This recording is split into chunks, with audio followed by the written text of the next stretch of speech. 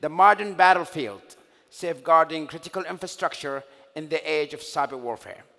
And our speaker is the Vice President of the Middle East, Turkey, Africa, and Pakistan, and the CIS region of OPSWAT. Please, ladies and gentlemen, big round of applause for Sertan Selcuk. Hello everyone, good morning, good afternoon. I hope you are enjoying your day. And you can still wait until lunchtime. So my name is Sertan, I'm the VP of METAP and CIS regions at OPSWAT company. OPSWAT company is a cybersecurity company offering IT and OT solutions to critical infrastructures. And I'm very much proud to mention that as OPSWAT company, Saudi Arabia is our second biggest country in the world after US. And we are catering our solutions more than hundreds of critical infrastructures in Saudi Arabia. So today, before starting, actually, I want to also thank the organizer, the VirtuPort, for this great event, and all of you guys for being here. And today, I want to talk about the challenges in safeguarding critical infrastructures and in the age of cyber welfare. So, what's the problem? Actually, the technology is evolving. Everything is evolving, and as the technology is evolving, the attackers are also evolving. And they are putting on us more sophisticated attacks. They are more stronger than ever. And as the other side, as a representative of the other side, we are trying our best to protect our critical infrastructures. And what we are doing, we are leveraging advanced technologies. And we invest. What we invest, we buy NDRs, XDRs, EDRs, and many other technologies like MDM and many other things. And we also invest on us. We are having training courses, we are having certifications. We agree on any kind of policies, regulations, we invest. You know how much money Saudi Arabia has put just last year for cybersecurity market, to security vendors, more than $3 billion. It's a huge amount of money. But still, we are suffering. We are still suffering. Let's see, I mean, it's not a new thing. I mean, the oil and gas energy sector, the health chains, and the financial institutions are the most affected verticals, most affected sectors in Saudi Arabia. And as you see, APTs and the ransomware attacks are on rise with 30%. It's huge. Despite all these investments, all these efforts, and many other things, they are on rise. So as a person who is in this region for quite a long time, maybe more than 20 years, I think I can share some real stories that I have faced with the customers, with you guys. Of course, without giving any customer name. So there are really funny stories behind. So analyst story, which is IT, OT, convergence, or I don't know, whatever you name. Even though I'm not sure if they can converge, but they call IT, OT convergence, all right? So suppose we have two teams, IT team and the OT team. IT team is represented by Mr. Ahmed, all right? It's just a name. Or it's a team, and they are taking care of the security of their network, the privacy of their users, reliability of the systems, their main tasks, all right? And as the reason the company applies business continuity and they apply for the regulations, resilience is good to have. It's a must to have, actually. And just avoid downtime and move on. But here, what's missing? The missing point is the safety. Where is safety? Because when we say safety, we have to consider the risk of life, I mean life loss, the risk of losing or damaging the environment, or the risk of losing a huge amount of money when we stop our critical infrastructure. So safety is not same with security. They are two different things, but unfortunately, this team who is involving, who is taking care of the, name it, the firewalls, email gateway security, application security, web application firewalls, and many other things, somehow they are missing safety, all right? And on the other side, we have Mr. Abdullah, the other team, the head by Mr. Abdullah. He's very good. He is already in this field for more than 30 years. Everybody loves him because he's very calm.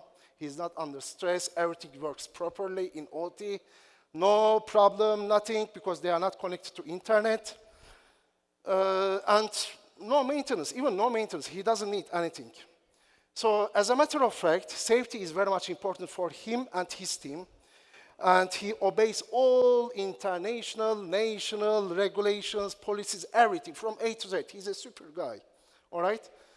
And on the other side, resilience and reliability are two very much important factors for him to avoid the downtime in the factory, in the critical infrastructure, and plus the security. But the security that I mentioned here is not the cyber security. It's physical security. I mean, it's more involves cameras, tolls, gates, what the barriers, access systems, what are your name, the physical security. But where is cyber security? So Houston, we have a problem here. I mean, we have two teams. They don't understand each other. The IT team ignores safety. The OT team doesn't know what the cyber security means. They don't agree. They don't understand each other. But you know what happens? The management comes in and they merge, okay? And most likely after many assessments, you know, let's say dialogues, conversations, friendly assessments, they decide to assign IT team to be head of everything, IT, OT. And this is the point the problems start, okay? Anyway, so now the IT team is on board, and they must show them their capabilities, their skills. And they start implementing everything, full set, from A to Z. Vinyamin is laughing. How are you? So from A to Z, EDRs, you know, next-gen antivirus engines, MDMs. But here we are missing another thing, you know. Only in Riyadh, we have many isolated networks, you know, air-gapped customers, valuable customers. Here is the point. Where is isolation here? I mean, where is isolated network? Are we sure, are we 100% sure we still protect isolation? You may say yes, but from my experience, no. Okay, from my observations in many customers, in many fields, when they start implementing these kind of fancy, nice solutions, they are missing isolation. And the second thing, interoperability. It may not be a problem in IT. For example, if you miss something in IT side, and if the two solutions cannot communicate each other, it will not be a big problem. Because it's IT. Because safety is not considered there. But when it comes to critical infrastructure, you cannot tolerate this. You cannot tolerate the risk of the lack of interoperation. They have to communicate smoothly, all right? And the third thing is the IT technologies must be in IT, but OT technologies must be in OT. You should avoid implementing IT technologies in OT. This is one of the biggest mistakes that users do in real life. And there are many real-life examples, especially in this region, and it doesn't stop. So I have one other slide. This is, this static anti-malware efficacy.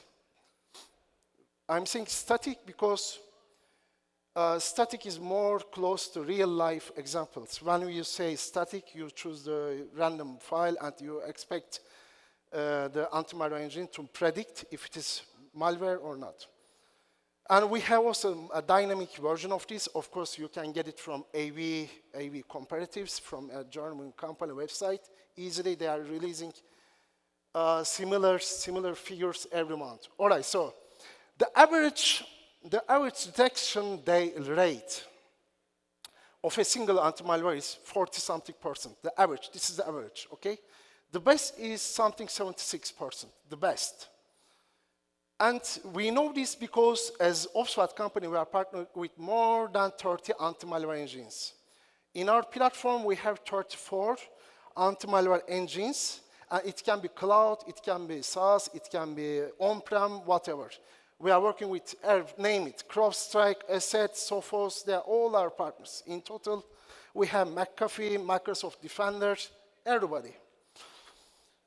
So, from our experience, as I mentioned, even if you choose the best one, which is 76%, you shouldn't be comfortable because you are missing the risk of the other side, 24% of risk. This may not be a problem, again, in IT side, but in OT side, this will be a problem sooner or later. You know what? Not only one single anti-malware engine. Even if you go with all together at the same time, 30, you cannot guarantee 100%. Am I right? And you cannot implement AI. You can implement every single thing at the same time. You can be comfortable, and one time, most likely when you are sleeping at your weekend, at your home, you get the phone. And sooner or later, this will come, all right? And this is not a guaranteed solution because it's against zero trust approach. And not only zero trust approach, you should also consider consistency, false alarms, and many other things in single or whatever, the multiple anti-malware engines in your organization. Okay, moving forward, sandbox. Everybody says, okay, let's implement sandbox. No. First, the sandbox is a good idea. It's a very good idea. It's very good for IT side. But when it comes to critical side, critical infrastructure, OT side, it might be slow, especially the traditional ones. And it doesn't mean that you can prevent the attacks 100%. Still, you have a risk. Still, you know what? 98% of malware use at least one evasive tactic. And 1/3 of them have more than 6. It's unbelievable, all right? So you should also avoid implementing sandbox alone. I have customers in Dubai activating in oil and gas sector. They are scanning 800 terabytes every single day. Put them in sandbox. It will take 10 years. Test. So this is also another thing that you should avoid. The other one, okay. Do you remember Mr. Ahmed's team, the regulations, the IT, the head of IT? Here it is, the complex regulations and the policies which describe the safety. Safety is the most essential thing, most important thing when it comes to critical infrastructure. But the IT department on board may think that, okay, another complex regulations, another safety regulations, but they are missing one thing. You know what? All these regulations come with fines, penalties, payments, and you should also take care of this.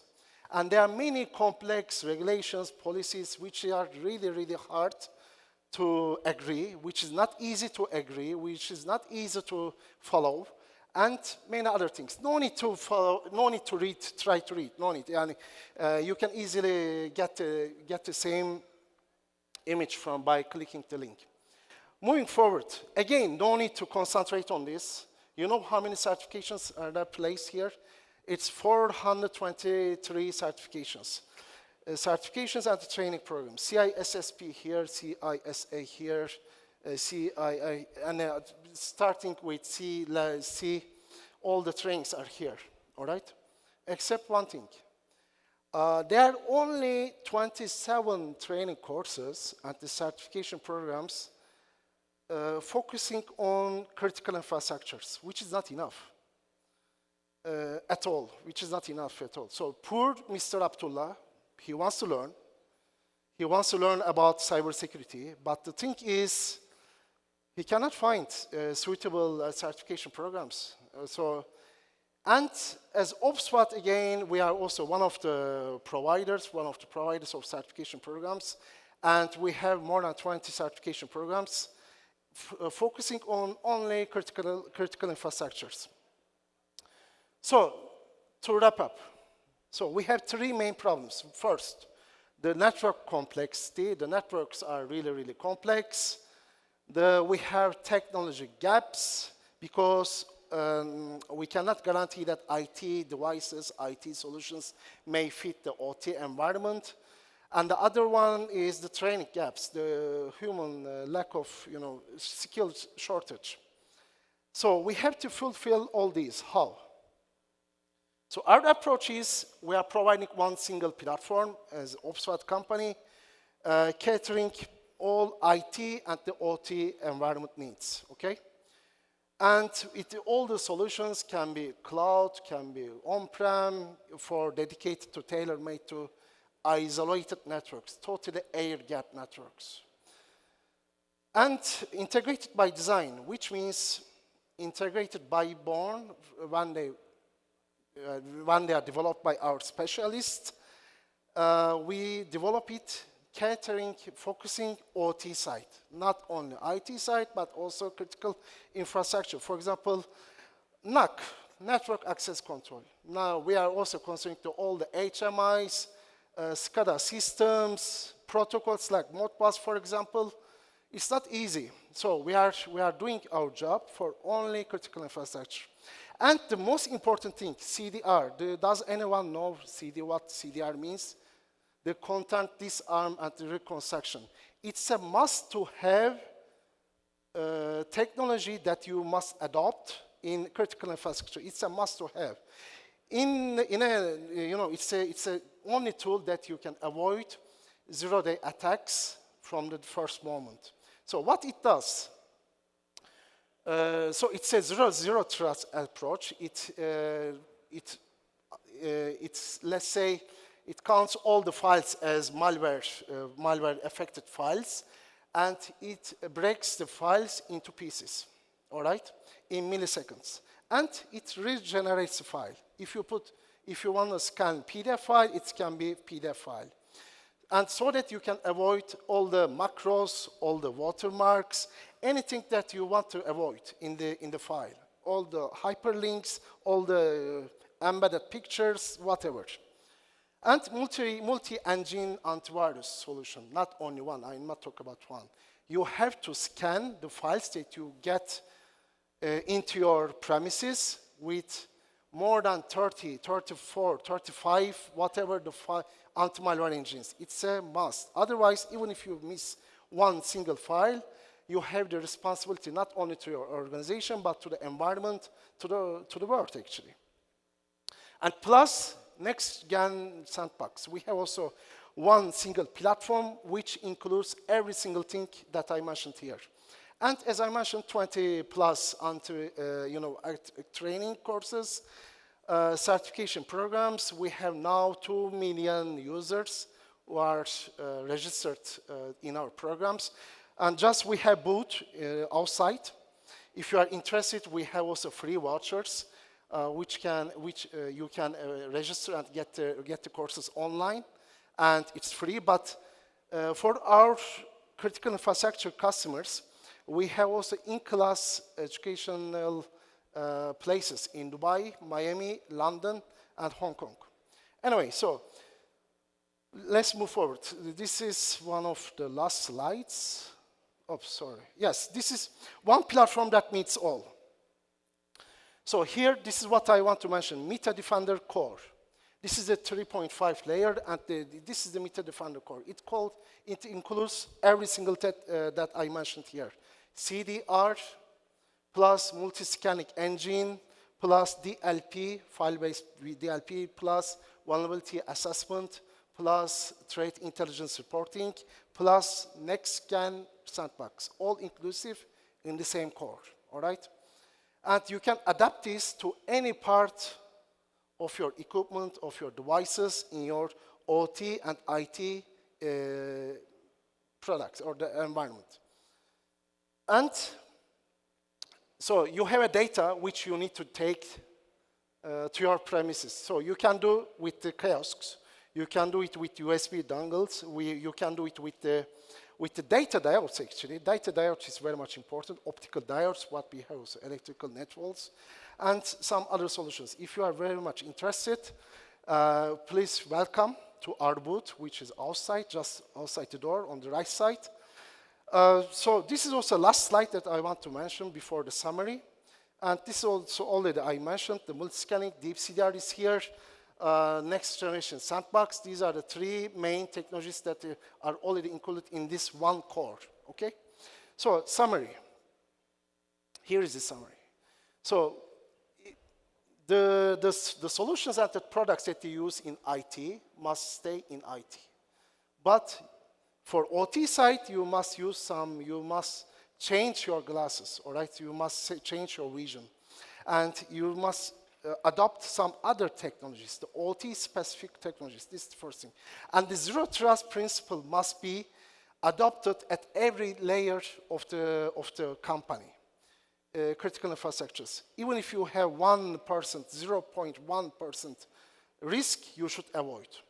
And the CDR technology must be regulated by the state of use in critical infrastructures, which is very much important. It's an essential tool. And lastly, but not least, which is the most important thing, isolated networks, especially what I mean. For example, security intelligence authorities, ministries, you know, very important, the firms of the financial institutions must stay isolated. And the technological solutions should be adopted accordingly. So these are all that I want to mention. So if you want to catch me and my colleagues, feel free. We are outside. And thank you very much. Have a great day. Thank you.